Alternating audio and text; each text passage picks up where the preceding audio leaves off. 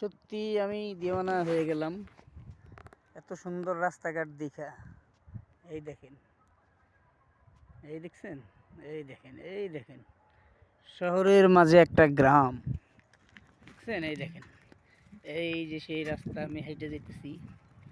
অবশ্য সাথে বাইক আছে, তারপর আমি হাইটেই যেতেছি, কারণ শুধু শুধু বাইকের তেল নষ্ট করার কোনো মানে হয় না।